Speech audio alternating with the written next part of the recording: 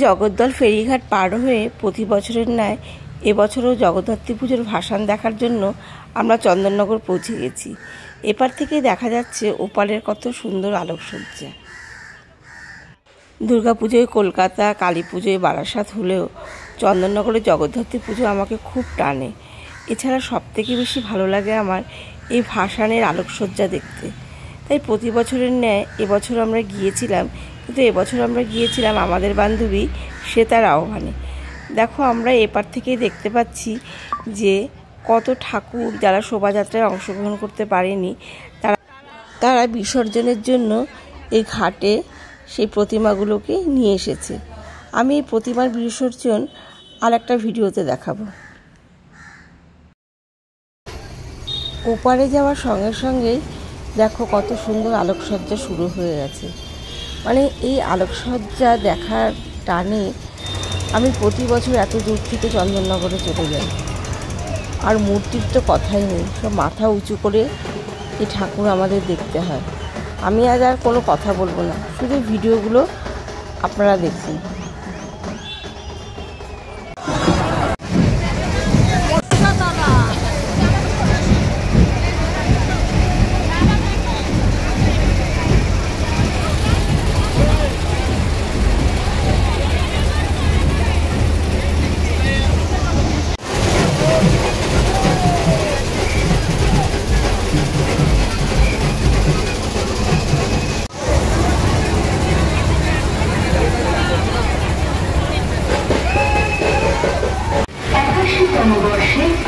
শহর চন্দননগরের ঐতিহ্যবাহী আলোক শোভাযাত্রায় রাজপথকে রানীমা 81তম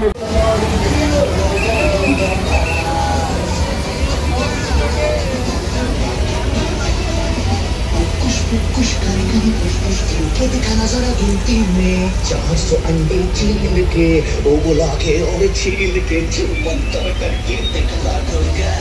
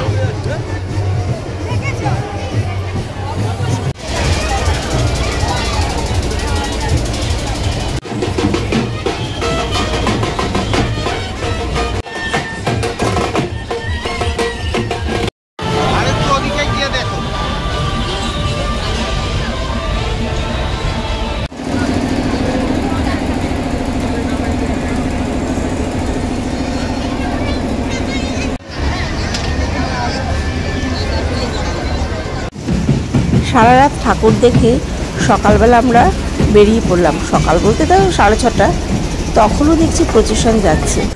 দিনের আলোতে তখনও আলোগুলো নেভায়নি, কিন্তু আর কিছুক্ষণ যাওয়ার পরেই দেখলাম আলোগুলো নিভিয়ে দিয়েছে। আমি শুধু ভাবছি যে সারা রাত তাহলে কত প্রচেশন গেছে, কত ঠাকুর গেছে। দেখো এখনও কীরকম প্রচেশন যাচ্ছে। তারপরে আমার বান্ধবী বলছিল সারা দিন ধরে ভাসান হবে এবং শেষ ভাসান প্রায় সন্ধ্যা হয়ে যায় সেই ভাসান হতে হতে। আমরা অবশ্য পরের দিন সকালবেলায় বেরিয়ে এসেছি।